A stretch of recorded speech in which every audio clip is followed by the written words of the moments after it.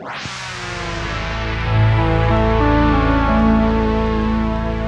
everybody to Futro Hidden Movie Gems podcast. I'm your host, Ty Christensen. I'm joined by my brother from the same mother, Jordan Christensen. What's up? How's it going? Did you not have something prepared, like specific to Hereditary? You always do these intros. I was gonna like scream, but I didn't want to like blow out the speakers. Well, also, you're at home right now, as I understand it, so you can't be bothered. You know, mom and dad, they're probably sleeping. They got an early bedtime. You at home visiting mom and dad, Jordan? They feeding you from a binky? They feeding you from a bottle? Must be nice to be at home with mom and dad. Would they suckle you? Okay. Don't be jealous, Ty. Yeah, I know. I sound like I'm really jealous. I am. Free food. And we're also joined by another guest on the podcast, Cole Davis. How's that for an intro? Oh, that was good. That's good. Okay, yeah. See, he comes prepared. He understands, Jordan. Yeah. I gotta be honest, when you hear that sound, do you actually think it's like scary? Oh yeah, it's like the Grudge. That I can't even do the Grudge sound. Yeah. I don't think that's scary either. I really don't. I respect it. I think when I saw the trailer for it, I was more like, oh my gosh, what does this sound mean? Yeah, it wasn't really scary. I'll say that. Yeah. Wasn't scary. Oh my gosh, I'm with a couple psychos. Well, no, but the very sound. It's like Donkey does the same thing in Shrek 2. Donkey's like annoying them. That's more with the front of his mouth. Okay, yeah. So he's doing a different tongue clicking thing. It's not as scary. And like, that's the sound of a horse galloping. It's not scary. They're like trying to attach something. What, with her face with it? Dude, it's like, that's up with this girl. So it was perfect casting. Oh yeah. Okay, I will say Toni Collette was a perfect casting. Even the son and the father. But I feel bad because in the auditions, do they just like look at the scary girl and they're like, oh, you're terrifying. Like no makeup needed. Do they just look at her and think that? I don't know. I don't know how they picked this girl. I feel bad though. It's like, you, my friend, have a spot in Hollywood and you're the terrifying demon child. In Don't say a word. Cast on the spot. Perfect. We'll start next week. I just loved her dimples, like on her high cheekbones or whatever that was. A lot of people know that if they're working in Hollywood, I mean, that's what they told Tommy Wiseau. They said, you look like a villain. That's the only roles you're going to get, so you might as well get used to it. It did turn out in his favor. He was the hero. No, I'm the hero. So funny, Mark. Today we are talking about Hereditary. Ari Aster's film came out in 2018. It is a drama horror mystery. Emphasis on the drama, starring Alex Wolff, Gabriel Byrne, Toni Collette, and Millie Shapiro. We start every podcast by going around asking what was it like the first time you watched the podcast and what was it like rewatching it for this. Wait, I said it wrong again. You said rewatching podcast. Sorry, this is my first time in the podcast. I'm not a regular fan. I know you guys think highly of yourselves, but this is my first time with you both. I'll be a regular follower. I'll listen to this episode for sure. But yeah, let's just humble ourselves, okay? Jeez. Dude, I'm doing my podcast voice, doing my best here. Samuel is on. You want to try to say something? It's like that scene in Jurassic Park where they're pandering to the little velociraptor coming out of the egg. Bush, there you go, yes. It's such a weird, intimate scene. Oh, nothing. What was it like? The first time watching it was like rewatching it for the podcast. I'll start. I watched this movie soon after it was available on streaming. Jordan told me it was a really good scare, and I love a good scary movie. And I actually have a big theory on this. I'm going to run it by you guys. I think some of the best scary movies are the ones that have really, really good drama in them. When you're invested in the characters, you care about what happens to them. This movie, man, I care about what happens to them, and that's what gets me. Not only do I feel unnerved and unsettled and even at times scared, I definitely feel worried for this family. And I think that transcends into dread, and I think dread is probably the best thing you can do for horror movies these days. Because, I'll be honest, all the jump scares, like, they're fun, but it doesn't leave you with a sense of unnerving dread after you turn off the movie. And this is one of those that does that. I enjoyed it even more the second time because when you know the twist ending, it's kind of fun rewatching it and seeing all the hints they gave you throughout the film. And there's a lot. Ari Aster, what a remarkable film debut, or I think it was his first film, full-length film. He had done 2 short films before this. Both just as disturbing, by the way. This guy has some serious messed up issues in his life, yes. It's evident in Midsummer and his other 2 short films. Jordan. First time some girl at work had told me I needed to see it. I wish I'd seen it in theaters, but I didn't. I waited till it came out, so I watched it with Nick. Wait. So she told you to watch it, but not like with her, holding her hand. No. She she had a boyfriend. You should watch it. No, but not with me. Yeah, not with me. No. Oh, that's so great. You should watch this movie. You're like, yeah, I'd love to come over or something. Oh, no, I mean like go rent it at Blockbuster or something. Leave me alone. Oh, jeez. Well, she just said it was messed up. She didn't recommend it. That's the best recommendation. She's like, don't watch this movie. And you're like, oh, okay, I'll steer clear. Buy direct or whatever. Purchase mid-streaming. I did. I bought it right away as soon as it came out digitally.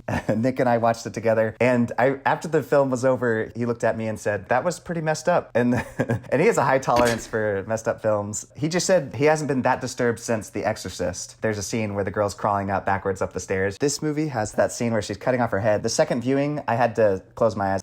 I can't rewatch that. It's too disturbing. And I like that it has almost two genres. It starts as more of a drama, then switches to absolute horror. The dread's always there, and it builds up on it, but it's not till, I'd say, about closer to the end that it completely does a 180 almost, where you're like thinking, maybe this isn't as bad until you see the aunt's room. Anyways, I'm diving too much into the film. The Gran's room, right? Old Gran? Yeah, that's when the film, you're Sweet like, oh, this is... baby nursing Gran. Oh my gosh. Okay. Well, all the signs are there. You just don't catch them. Well, except on this viewing, which was fun. I was catching them this time. I'm like, oh my gosh, there is so much that tells that this is a horror film. But if you're not looking for it... How about you, Cole? I actually watched it for the first time 2 weeks ago, maybe 3. And are there spoilers allowed? Oh, yeah. I'm assuming. Oh, yeah, please. Okay, yeah. great. Anyone that listens to the pod, we usually make a disclaimer. We just dive into the movie. Here's the disclaimer. So I'm watching with my buddy, and this is one of his top 5 movies. Oh, wow. Right? So he just loves it because of the detail that you were mentioning, Ty. We're watching, and we're at his house. Suddenly, the scene where she's had the nuts at the party, she's driving, and she's in the back choking, right? She hits her head, and then the car stops and brakes, and then we lose the internet connection. And so it was this spoiled, so then it just stopped, and we're figuring it out. If you were watching the movie from her perspective, that's where the movie ends, yeah. Right, yeah. So it was Charlie's timeline. I really felt that. It was a great short-lived life. So then it was ruined in that moment because it was so intense. If you've seen the movie, you know how intense that first moment is. But then I quickly got back into it, and I just loved the whole film. I have to preface that was a factor of my first viewing. But I'm excited, like you said, Ty, to eventually watch it again because there are so many details and you just think it's like this exposition, just getting you going, getting you warmed up. But it's like, no, you got to listen to every single word right from the get-go because that's important to the end. Jordan, you've got a plot summary for us. It's pretty short. A grieving family is haunted by a tragic and disturbing occurrences. Well, let's do one more time for the fans there. Let's... Jordan does his reading voice. Okay. A grieving family is haunted by tragic and disturbing occurrences. Just read the sentence. Okay. Just read the sentence. A grieving family is haunted by a grieving family is haunted by tragic and disturbing occurrences. I'm sorry, why are you laughing at tragic occurrences? Why is this whimsical? Did you think this is a comedy? It's a drama. We've already established that. It was timeless, and so now he reads it in this awesome sing-song voice, and it's like, well, there's the plot, folks. Does this sound like a movie for you, you psycho? So there's the plot summary. Very vague, but we're going to get right into it. So this film, directed by Ari Aster, this guy has made another amazing film, Midsummer. And if you guys have seen that, both of you have seen that, Cole and Jordan. I have. There was actually a lot of similarities I saw to both films. I like the director, Ari Aster, because I feel like I don't want to call him one note because these two films are very different, and yet I like how they both touch on, I would say, grief. I want to make this joke. I don't even know if it's a joke. This family doesn't need an exorcist. This family needs a grief counselor, you know? Like, it needs antidepressant pills. This movie plays more as, like, one of the most intense family dramas I've seen since, I don't know, The Sopranos, Breaking Bad. Somebody help this family because they were all hurting, every single member of the family, for different reasons. That's just made so prevalent as you learn a little bit more about the mystery, you learn about the grandmother-granddaughter relationship, you learn about the whole goings-on in the family. The movie does a really good job at building up because the whole time you can kind of explain everything away as just misunderstanding, and you don't really know if there's anything supernatural going on early on, but it's all building up, like you said. And this is one of those movies that crescendos crescendo and it ends and it leaves you with that feeling. It crescends with Reborn, my new favorite song, dude. Oh, yeah. Oh, geez. it's amazing. It's so good. I'm probably disturbed, but I listen to it all the time. I kind of have to check corners of my room and my house as well, but I love that song. I'm with you, man. I listen to horror movie soundtracks all the time. One of my favorites is the 28 Days and 28 Weeks Later. Both of those movies have amazing soundtracks, and the score for those movies. Maybe that's Danny Boyle, because he also did a great one with Sunshine. Everyone started using that song after it came out. Horror movie soundtracks have the intensity built in them. It's like watching a mini horror movie, and it's like the intensity's building, and then at the end, you come out conqueror, or you die and get your head blown off. Yeah, the music scorer guy, he was inspired by this, or to come up with this score by walking in pitch black darkness at night and listening to animal sounds. And that's how he came up with this. That's unreal. That's cool. That's awesome. Yeah, I love the use of cicada. I don't know why. I think cicadas are the scariest looking insect and make the scariest sound. They use it in The Thing. They use it in like Walking Dead all the time. The sound of cicada, it sounds like a creature that's ready to poison strike. I hate cicadas. I used to sell pest control. I know all about cicadas, man. Yeah, this is the first time I've ever heard of a cicada. I'm like looking at it. They're the ones that make that they do that shimmering. It sounds like a rattlesnake, right? It's just a very unnerving sound. So we're gonna go around and say two things that we love about this film. Jordan, why don't you start us off? I don't know if I'm taking ties, but what was her name's performance? Toni Collette. Toni Collette. Oh my gosh. Unbelievable. I mean, I felt it for her. Oh, it's almost exhausting what she has to go through and very sad. And I can't remember if I got teary-eyed or not because I was pretty disturbed by just the overall feeling of the film.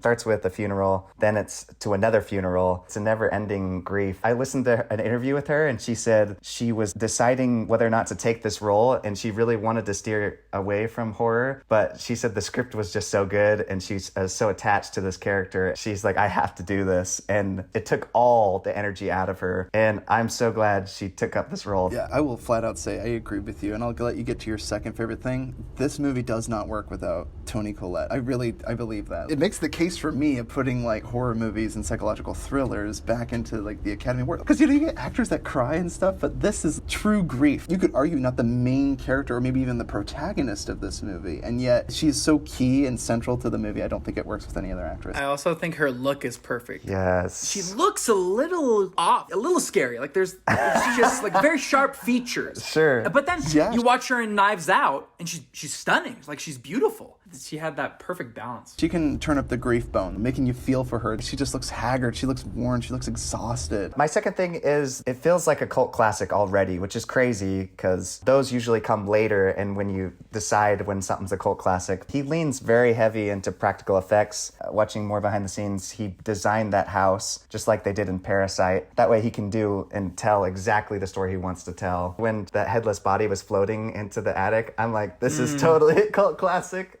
Oh my gosh, this is amazing. It's horrible, but it's amazing. Well, how about you, Cole? The attention to detail, because like I said, you think you're just getting warmed up, you're getting to know minor, unimportant facts about the characters, but right from the get-go at Grandma's funeral speech from Annie to her grief counseling circle group where she's giving her entire family background that's super important to how Payman has been trying to influence this family. So all those details, all the little Easter eggs of where the Payman symbol is or this ritual will happen. It just all leads to the end where at the end I was talking with my friend like, oh, so this meant here. And he's like, yeah, and you remember this? I'm like, oh my gosh, you're right. That was like 5 seconds in the movie. I'm excited to watch it again for that reason. And my second favorite thing about it is like Midsummer, it's just what you're watching is pure horror. And yes, there are a few jump scares like when Annie's being possessed and she's off the ceiling in the corner and she just jumps out of the corner, right? That's a jump scare. That got me. I was like, oh, but I can never escape the visual that I saw when it's Peter, right? The son, yeah. When Peter wakes up in his bed and you're slowly pulling away from his room and revealing more of the room and Annie is up there in the corner. And it's a shot that's about 25 seconds long. It's so dark and you're not really focusing on the corner. You're focusing on Peter. It clicks that she's there. Did you both have that experience? Yeah. Yeah, and you see her moving and it's all out of focus. Is that a bug on the lens? Like, what is that? That's a spider or something. No, it's a human being. And I lost it. I was gasping. I put my knees up to my chest. I couldn't believe that she was there. So that shot has caused me, again, to look in the corners of my room, run when I turn off the light, run to my bed and face down in my pillow. And that shot is pure horror. It's a stronger family drama than it is a horror movie. I remember when this movie came out, it had such terrible ratings. I went on Rotten Tomatoes, and it's got much better now. It's now 89 from critics and 67 from audiences. Wow. But I remember when this movie dropped, it wasn't considered fresh from audience. I remember specifically, it was like 47% when it first dropped, because a lot of people watched this film thinking it was just going to be like this awesome haunted house or just like Demon Child. The Demon Child that they professed in the trailer, she's gone, right? Spoiler, she gets hit in the head. She's out of the movie. And I think everyone thought like she would be the one that's like possessed and be the one that, well, and granted, we find out she was, but that's what's great about this movie, because the possession doesn't end with one victim. It keeps going. This Payman is this demon that keeps trying to infiltrate every single host of this family until it gets a rich male host, which is his whole objective in life, is to be a man. This movie benefits from being a drama first and then a horror movie. I have films that I would consider like the greatest films of all time, or the greatest horror movies of all time, which are movies like The Witch. I remember when The Witch came out, it was the same thing. People didn't have all the jump scares, but The Witch really unsettled me. I was so invested in these characters living in this 1800s or something. There are so many things that could kill you out in the forest. When you were building a homestead, you could cut your leg, swinging an axe wrong, and you're done. Like, that's the end of your life. So all you have is God and your family, and it's just survival mode all the time. I was just invested in that movie as well. So I think the best horror movies, best comedy movies, the best any movies have like a really strong, believable drama element to them, and that's my thesis of this whole episode. Dumb and Dumber is a great example of a really dumb comedy. It's literally slapstick comedy, but there's a great moment where Harry and Lloyd are in their apartment, and Harry breaks down. He says, "I'm tired of being a nobody." Jim Carrey dials it up to 11. He's crying, and you actually like get the feels for him for a moment, and that's why I think that movie resonates, because not only is it so silly and so dumb, pun intended, but you care for the characters, and that's what this movie does so well. It doesn't really even matter how scary it is. Ultimately, you just care what happens to them. Even if their marriage ended in divorce, that would have been just as horrifying as, well, maybe not as horrifying as a demon. Got decapitated, and he got burned alive. But yeah, divorce is about equal with those, yeah.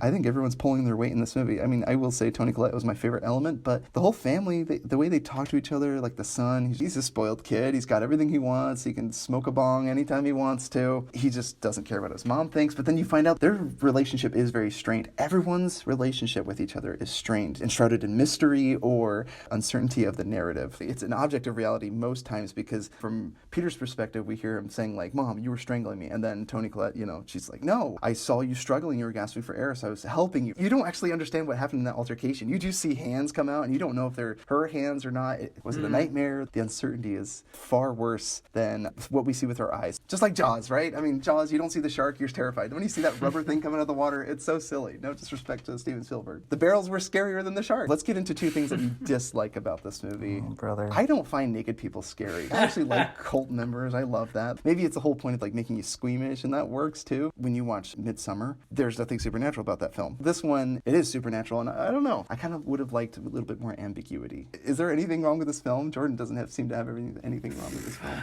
I was trying to think of some. So now I'm going to get a bunch of hate for my comment. Like, I'm sorry, I do love the film.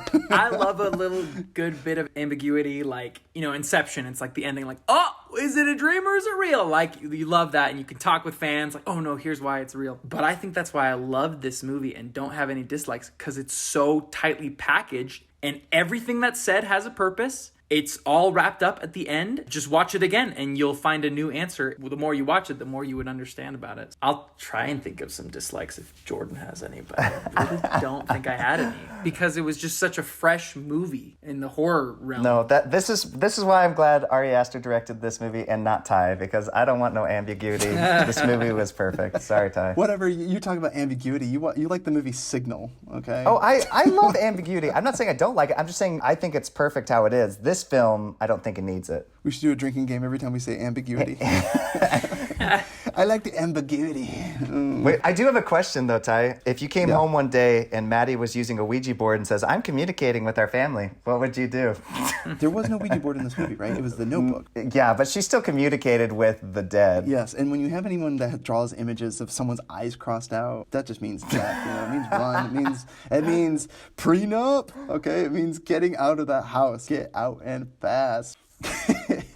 Communication beyond is bad stuff, dude. It's bad. I have a dislike. You know, the ritual, they need, 3 bodies without heads, right? That's part of the ritual to summon Payman. And I don't know if it was the screen I was watching, my understanding, but I felt very confused by the amount severed heads. See, I still don't even know, but Grandma is up in the attic and her head is severed because she was unburied. The ritual members, they dug her up. Is that Charlie? I honestly don't know that I knew it was Annie who was possessed at the end, who was like on the ceiling. Grandma was in a white robe. Annie was also in these white pajamas. And then I can't remember what Charlie was, but I was getting the 3 of them confused. They're corpses. Earlier in the film, a crow hits the window and she severs the head of the crow. Does that count as a body? Every horror movie has the research moment, and it's great in this one because it's literally in photographs and it's so unsettling. And there's like that really scary image of her like having gold coins pouring out on her. She's like, wealth to the one that brings payment to the world. It's like so disturbing. This is all motivated by greed and money. Spider-Man Homecoming. You have the villain who just wants to see his family again. Like something good. That's a good point. It's not like Payman is summoned to bring world peace. He's like this guardian angel. It's literally like one of the devils in hell. Yeah, the god of mischief. So he's like literally just brought about to just cause problems for this poor family. But Jordan, still no pet peeves? When weird things happen in horror films, I kind of just let them slide because I love slasher and weird films. I try not to read too much into it because then I'm like, oh, that's kind of dumb. But if I just let weird things be weird, all right, I'm on board. Yeah, as long as they remain consistent, that's all it is. Oh, for me. interesting. Because you watch a horror movie and it's like, okay, this demon, it can throw you against a wall, but then like, is it possessed you yet, or are you not possessed? Oh, that's why I didn't like the Fog remake, is because the creature had no limitations and you couldn't hurt it at all. So I was almost a little frustrated because there's no consistency. You can't destroy this thing. There is no way to stop it. You're screwed. Jordan's like that kid in dodgeball. It's not fair.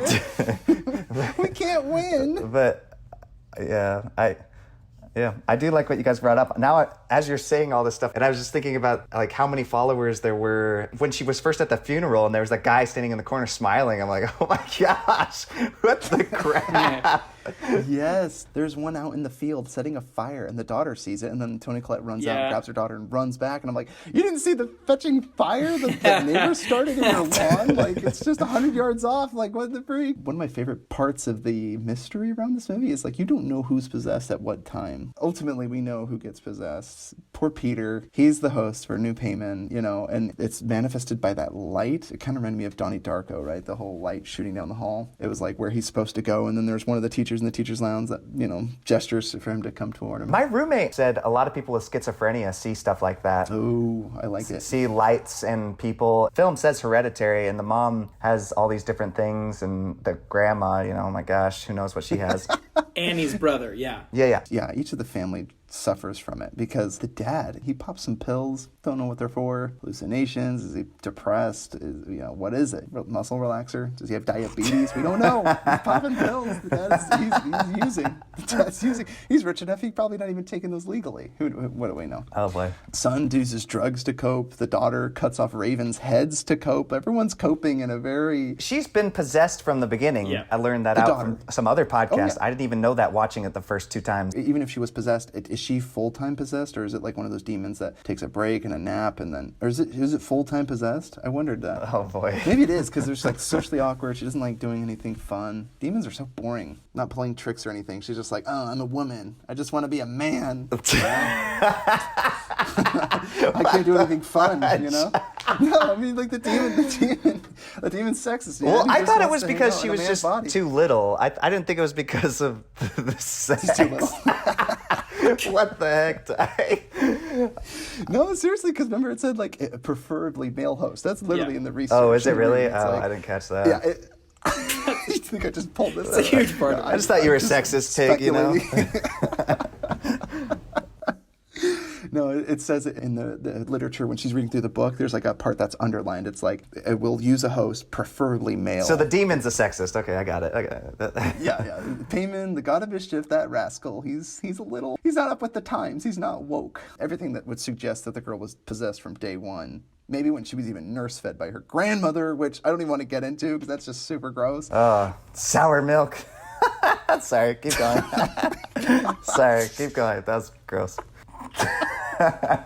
It was very that was from gross. Brickleberry. Keep going. Hey, you were going to mention that first opening shot. Say what you were going to say. When they zoom in on the house. Oh, that was so cool. It's a miniature, but then it literally morphs into them. And I was like, is this whole movie taking place in one of Toni Collette's miniature home? You know, again, I don't like those fan theories because ultimately I don't really care. But, you know, there's a few times where she zones out and she's not even like all there making the stills. And then she even makes a really disturbing one of like the crime scene of her daughter and where she ended up dead. So, you know, who makes little figurines so scary? You know, it's like, it's really cool because she's even like painting like microscopic letters on a desktop laptop. But It was the grandma in the doorway. That was so creepy. Oh my gosh.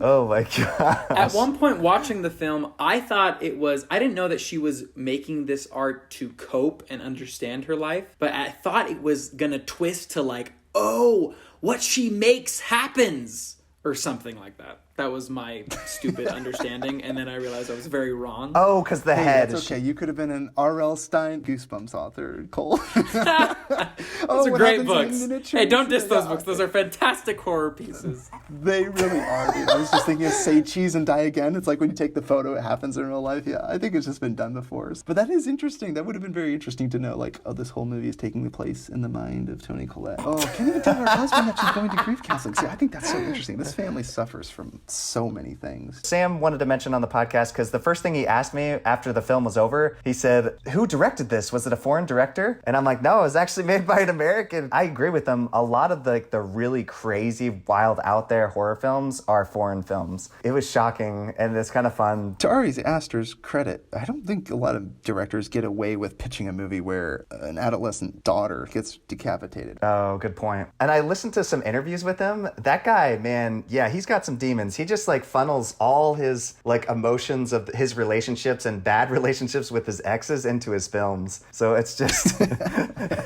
what you're watching is just every horrible thing he's ever experienced with a woman. He is the Adele and Taylor Swift of cinema. Exactly. Yep. Don't break up with this guy. He's going to make a movie about you. It's going to be a bestseller, man. Just buckle up because you're going to have your dirty laundry aired. Woo! I can't tell. Is Peter smiling at the end? Do you ever see him smile? No, but that's what I love. Joan just talks to him like, Payman, it's all right. Like he's just coming into his body and we only see the first few minutes of Payman being in his new host and he's just processing and Joan's explaining to him, you were in Charlie and you have now been put in your correct host. So I don't know that he's smiling, he's just processing and then he's gonna shower gold coins on all of them, but just make it rain, dude, and get some clothes for all you naked cult members. Yeah, I'm kind of curious as to what his plans are now that he has the body that he wanted so bad. Well, he wants to go on a trip to a Norwegian village, and they run maypoles, and they drink strange drinks, and then they skin them alive, and oh, I'm sorry, wait, that's a different film. Sorry. Does anyone else win? I think Toni Collette still. Grandma wins. Grandma wins.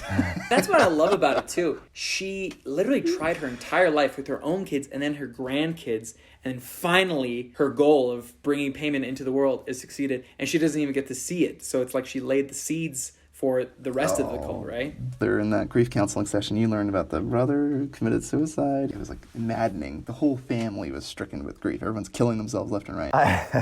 I love that in a lot of horror movies, they do this to a character. This film, I feel like, did it perfectly, is breaking down, especially for a possession film, they have to break down that character before it can possess it. And oh my gosh, this poor kid, I mean, everything he goes through, he is as broken as you can get. Which is interesting because I actually wanted to ask you guys one last thing about this because there's a really cool moment where the teacher is talking about Heracles. Did it help that he felt like he was in control of the situation, or if it's out of his control and it's just fate, what makes him a more tragic hero? I think Ari Aster's a skilled filmmaker. I think he literally put that scene in there. Again, the details in this film, dude. Nothing is purposeless. Brings out the fact that our protagonist, I would argue, is the son. Alice's Wolf character goes through this, even though Toni Collette, I think she's the antagonist in a way. Not to get change the subject here, but getting meta when he said the attention to detail on those little tiny figurines, those detail. I mean, I wonder if that's the director, each little tiny thing. It's just him. Well, and it's interesting too, because remember she had the web page up that said demonic possession. Is she looking this up because she's concerned? But in the end, it was a laptop for, who was it for? Was it a scene from her grandmother or just the laptop on the desk? I can't even remember. But see, I need to go back and watch that now because she has the web page up of like spirit possessions. She doesn't seem particularly concerned. She's only doing it for the art project. Who was researching all the demonic possession? That must have been Granny. She's getting this whole family tangled and twisted. I need to go back and watch it now for a third time and then sell my soul to the devil because I just lose a little part of my soul every time I watch this movie.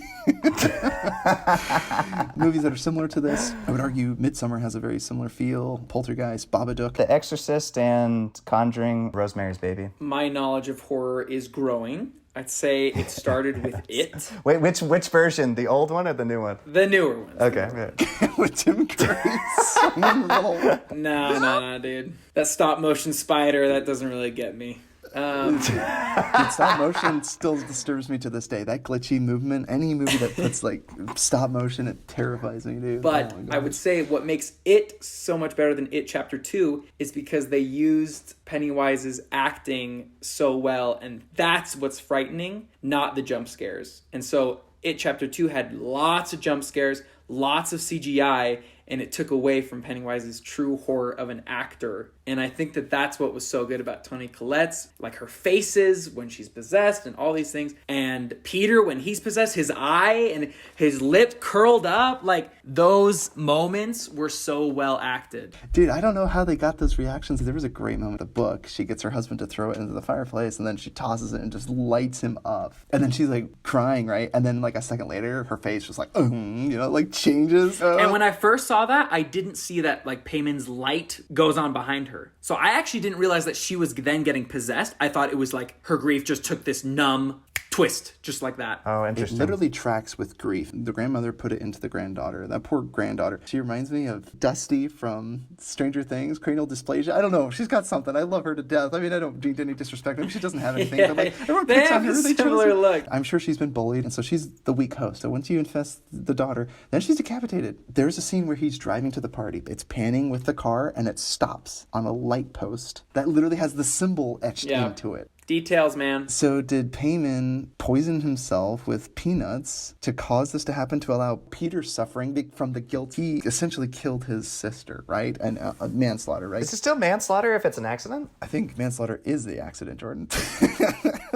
And you know, the term manslaughter sounds much more horrifying than murder, but yeah, manslaughter is accident. Was this all Payman's design? Well, dude, it's all orchestrated by the cult. They put the dead animal there. They have mapped all this out. Ooh, I like that. I hadn't even considered that. No, that's what it is. They're watching, and if you see, they're just always around. They're at the funeral. Joan is at the grieving center like, oh, this is such a coincidence. She's planning it all. Yeah. That's why they're diabolical. It is diabolical. Yes. Perfect word for it, man. Is there a deeper meaning? I would just say grief sucks, you know? I mean, to atone for grief is a hard thing. It's not an easy road. You can't just say nice words to get over it. I almost think that you need an atonement for grief as much as you need an exorcist. You are helpless to get help on your own. That's what I get from his movies, is like grief is a B, you know?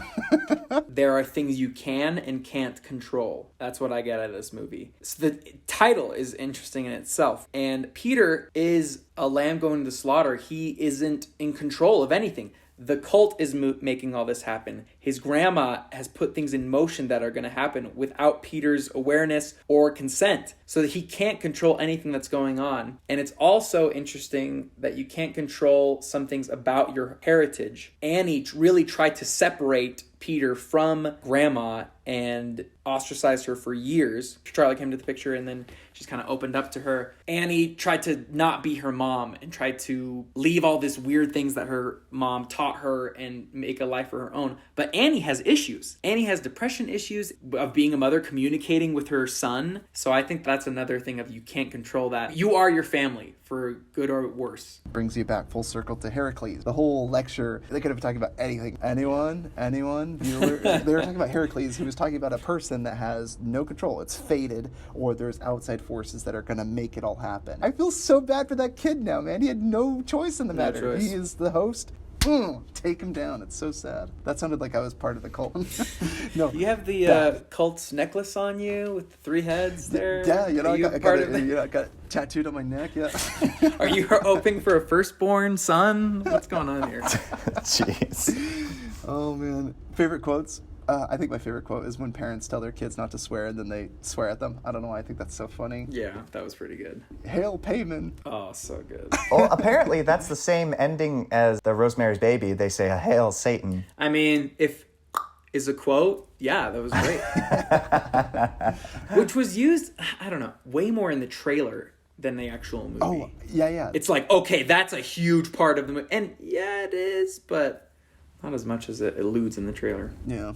Sometimes you gotta be careful with your movie trailers, guys. They really skew perception, man. I think that's what happens with movie trailers. Like horror movies, they always try to show you all the jump scares and the crazy stuff. I will say, like Toni Collette crawling around on that wall and banging her head against the cellar ceiling door, the attic door. I was surprised that was in the trailer, yeah. That was horrifying to watch. And it builds up to that moment, but it's even more terrifying when you get to that moment because you're so invested at that point. Would you recommend this movie? Yes. Emphatic yes from Cole. Jordan, Yes. you? Only if you like really, really messed up horror films. You don't mind seeing something that will disturb you. Yeah, like, I mean, obviously the caveat, you know, like if you're listening to this movie and you're thinking, oh, I don't know if this movie's for me. Like, it's got scares, it's got a lot of drama, and this movie is very sad. If that's not up your alley and you're a very empathetic person, see, I'm not empathetic. I don't care about anyone. I just care about, number one, me. So this movie is for me. I love this movie. And you like other people's grief. Knowing that they're actors and they're all getting paid a lot of money to do this, it makes it all better. It makes it all go down smoother. See, I'd recommend it to someone who's not, like, it's a scary movie for sure. I would recommend it to someone who's not very familiar with horror movies because the story and the details are so good. And that's why I love it. And so I'd recommend it to someone like, this is a very unique form of horror. Because a lot of people associate horror with jump scares, right? It's like, oh, I'm so scared. And yeah, those are scary. But the story and the planning and just the structure of this whole thing, I think it needs to be watched. You know, I just hope Ari Aster keeps getting work, man, for sure. I love true that. that. So great. Well, we all recommend it. So watch this movie, but don't say we didn't warn you. I hope he keeps making horror films, because holy crap, that was good. He's got his craft down. He and Jordan Peele, because I actually really liked Get Out, and I also liked Us, but similarly, I like Us for different reasons than I like Get Out, and I know a lot of people didn't like Us as much, but I actually, on rewatch, there's a lot more to enjoy about that film, but I think he kind of is in a similar vein where he makes this crazy, you know, horror film that everyone talks about, just gets all these great reviews, and then, like, the second one, some people had an expectation of where it would go. Like, I think even Midsummer was another one of those examples of critics very high, audiences not so much, and it's like people didn't understand it. Well, because I think they thought it was going to be as scary as Hereditary, and it's not a horror film. Yeah, exactly. Well, it a is. horror. Yeah, I don't know. In broad daylight. So if you like unsettling feelings and you don't like getting a lot of sleep at night, this movie's for you. Psycho. We are now moving into the next segment called Build a Perfect Movie. So using two movies, Rotten Tomatoes scores, to equal or get as close to 100% without going over, or you bust. Does that make sense, Cole? No, but we're here. Let's do this. So get as close to 100%, but two Rotten Tomatoes' critics scores. I'm more of an IMDb rating system. I'm not very surprised you guys are Rotten Tomatoes, but Rotten Tomatoes confuses me because there's two different grading scales. It confuses me. Oh, interesting. I just like one, give me IMDb, and it's usually spot on. That's true. Anyway, moving on to this childish game. Let's go. Hey man, you don't like it, you know, you can sign off right now. No. Jordan, why don't you start us off? First horror movie that comes to mind. Oh, shoot. I was just thinking Rosemary's Baby. It's probably like a 90-something. Take your sweet time, Ty. I know, here it is. Okay, I got it. Oh, now my computer's frozen. I got the spinning wheel of death. Okay, here it is. That's Google Docs for you, man. Cole. My first pick, let's do The Boy. Yes. Which one? The new one or the first one? Yeah, because there's a second one, right? I mean the first one. I haven't seen the second one. I want to. It's this creepy puppet. Okay, found it. Yeah, it was surprisingly it wasn't at the top. Yeah, that's why I'm betting too. I got a chance here. Let's do for me. I'll do one of the Nightmares on Elm Street. Let's do Nightmare on Elm Street 4. How many are there? 5? Like 7. Oh, you know what? Let's do the remake, the new one, Nightmare on Elm Street. So, Jordan, you had Rosemary's Baby. You got 96%. Yeah. Cole, you had The Boy, 30%. I did Nightmare on Elm Street, the remake, in 2010. It's not much of a remake. That's 10 years ago. Holy cow. 15%. Booyah. I'm going with Conjuring 2. Clinton did that on another one, but that's okay. Did he do number? No, but did he do the first He one? did or the second one, but that's okay. Are you serious? You're cheating. It's okay. Yeah, I am cheated, but I'm not going to take back my answers. Cole? I need 70%, which is a C.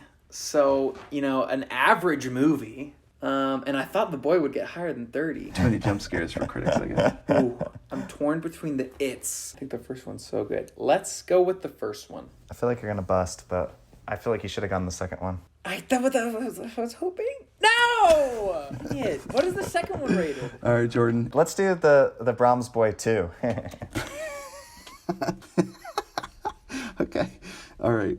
So, Jordan, you had Rosemary's Baby, 96%. Brahms the Boy 2, 9%. I'm sorry, you bust. Oh, that was close, 9%. though, wasn't it? That was very close. Yeah, you went over just a bit.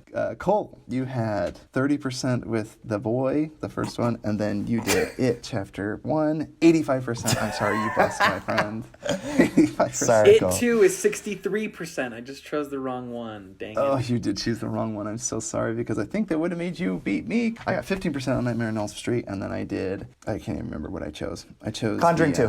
Conjuring 2, thank you. But Jordan says I already used on the pod, but it doesn't matter because I scored a 96%. Yeah, it's so I cheating, don't but care that's what you okay. say. I win. I'm the best. All right, doing quotes. My heart already goes out to you, Cole. I hope you can do this. I got this, bro. Okay, don't belittle me. I know I didn't understand this whole Rotten Tomatoes thing, but I got this game, okay? Quick question. Do you have, more classic movies? Or Oh, no cheating. Just go. Just go. Greed, for a lack of a better word, is good. Ooh, I don't know. I need another quote. Unless Cole's... You're giving a good impression with it too, saying it how it's delivered. I think I am. I'm doing my best Michael Douglas impression. Was it Ant-Man? No, it's not Pym. It's not. The Game? No. Oh, come on, guys. Bro, I don't know. Falling Down? Oh, wait. Do I get the point if you guys don't get the quote? Yes. No, you have to give us another quote before you can get the point. To be honest, I don't know another quote from this movie. Oh, well then you don't get the point. Nobody gets it. Wait. I could make up one. If you can't name 2 quotes from it, then you don't get the point. Wait, I could think of one. Actually, the truth is, I don't even know if I've actually seen this. 85 Cent. 85%. It is not falling down. It is not falling down, Jordan. This movie is Wall Street. Oh. Never seen You don't get it. You guys I'm sorry. suck. I can't even Nobody remember gets a it. single line from Wall Street. I can't remember any other lines from... A boy's best friend is his mother. Arrested Development. I don't know. Mother. Seems like it belonged there for Buster or something. Say it again. Give me a good impression. A boy's best friend is his mother. That was my best impression of Psycho. You guys are dumb. I hate this game. I hate you, Jordan. You're the worst. I've never seen Psycho, so... You've never seen Psycho? Oh my heavens. And I've never seen Wall Street, so you're doing good so far, Ty. I'm doing great because you guys don't know any movies. Oh man. If we just had a good freaking actor on the other side here, maybe we'd get some lines. Hey, I'm delivering the lines as best I can. You guys, I'm picking this is from the top 100 quotes of movies of all time. Oh, whatever. Surely you can't be serious. I am serious. Don't call me Shirley. Airplane. It is, yeah. I don't know what that's from. I know the quote. Attica! Attica! Are you talking about A Dog Day Afternoon? That's right, dude. Love being here for you guys' inside jokes. Thanks for inviting me. Inside jokes. Love to be a part of one someday. Office. Michael Scott, Steve Carell. Boom, my point. Snap his point, Jordan. Wait, what? I didn't hear the quote.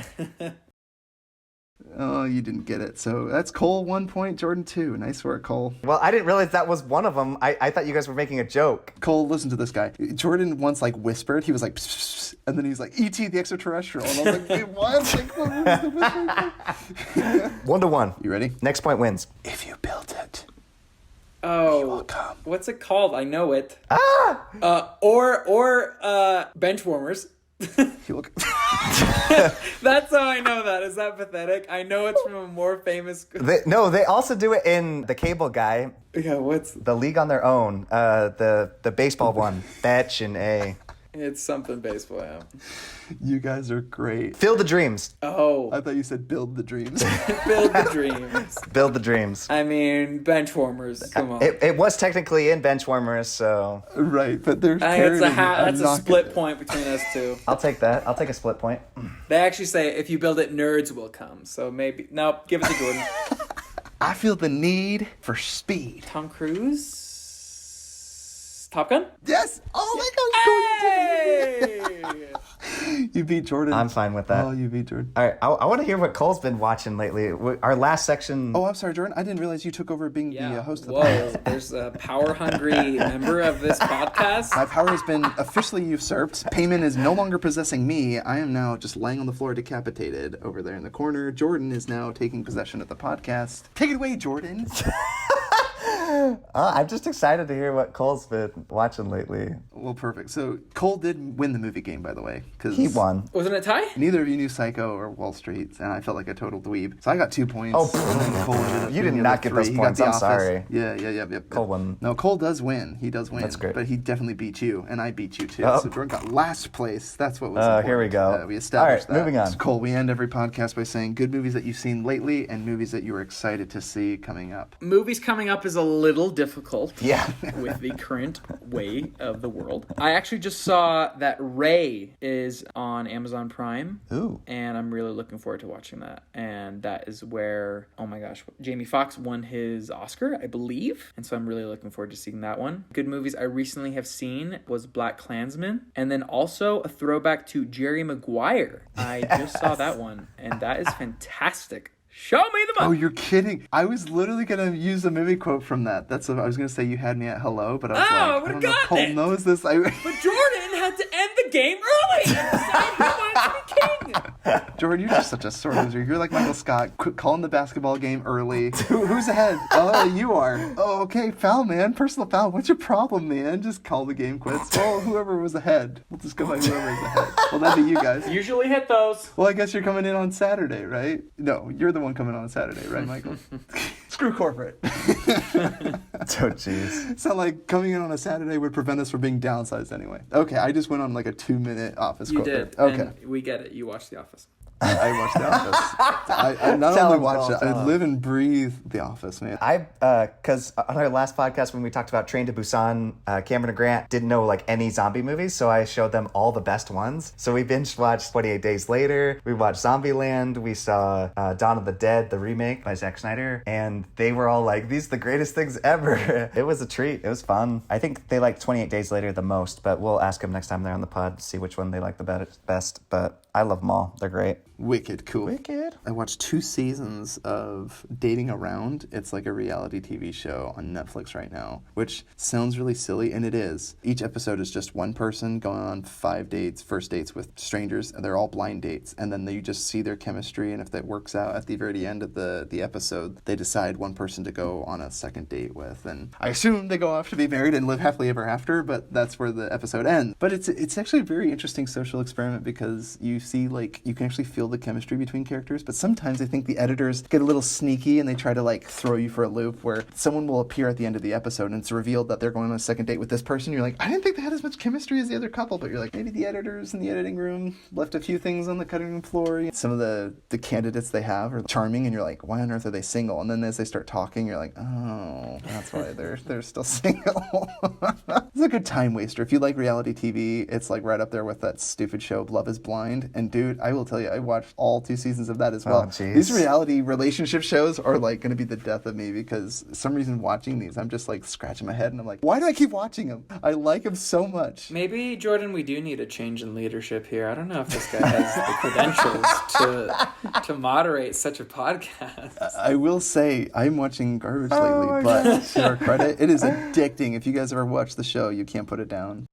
All right. Yeah, I guess it I'm a married man, so, you know, my taste in movies is all over the place. I was actually going to look up Ari Aster's short films and see if I could find them online somewhere because That would be awesome. If you find those, send them to me. I want to see them. I really want to see Midsummer, and then I want to see the other movie that I really love, Nocturnal Animals. Oh my gosh, dude, so good. You must see it. No, I've seen it. I just want to see it again. Oh, see, great. I Okay, have good. seen it. I do love this movie. It's So directed good. by a clothing designer. Can you believe that? Tom Ford, dude. Who would have thought? Who would have thunk? But he's a wizard. We're going to end this podcast. Y'all listeners, thanks for tuning in, listening to Futro Hidden Movie Gems podcast. Jordan, where can they send our emails, questions, concerns, jokes? Futuremovies@gmail.com. I always talk over you when you're saying it. Say it again. No, I can edit that over. Don't worry about that. Oh, I don't want you cutting me out, dude. You can't cut out. It's not about cutting you out. I just moved the Jordan audio. definitely wants to cut you out. He wants. Jordan's going to edit out. Every time I insult Jordan and belittle him, he'll remove all the drama from the podcast. And we're not going to be human. We're just going to be just a corporate, just sellouts. Okay, anyway, what was it again? I am not going to say it again because we've got it. It's in. Perfect. Futuromovies@gmail.com. Oh my gosh, Futuromovies@gmail.com. Cole, thanks for being on the podcast. Nice little family reunion. That's essentially all this is, dude. This is the only way we can get to hang out, man. You're busy. You're out west. You're popular, man. You're like a big Hollywood superstar over here. I love it. Totally, I'm actually in Ari's next film, so Oh my gosh, I would love it was that. cool to just hang with you peasants today. Once you're signing that big money, we'll have to pay to get you back on the podcast once you make it, man. Oh, I should just have you sign like a Hereditary poster, just Cole's name on it at the bottom. My cousin, he's totally in his next film. I love it. Actually, so I forgot, when we have a guest on, if you have something to plug, Cole, are you like gonna be in anything, or you have like a Twitter or something that people should follow you at? Ooh, yeah. Are you doing anything? You're making commercials and stuff, right? I am. Look out for some Herdez Cremosa social media ads, animated and concepted by yours truly. And go visit my website, coledaviscreations.com, to see a really boring advertising portfolio. Created by Wix. Wix, the greatest way to get a website up and built.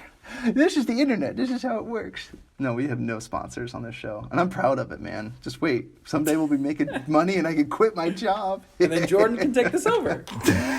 And I will be a full-time podcaster. Cole, it's so great having you on the podcast, man. That was fun. Thank you very much. And Thanks, we'll, Cole. We'll have you back on someday, man. Please do. Next time when we need another disturbing If he movie. comes out with a new film, Ari Aster, oh my gosh. Oh, please. We'll be back. Yes. We'll have you back. Or if we just don't, can't get enough of him with all this COVID going on, we'll just go and review Midsummer or something. Ooh. All right, you guys. This is Future Hidden Movie Gems signing off. Peace. Bye. Bye.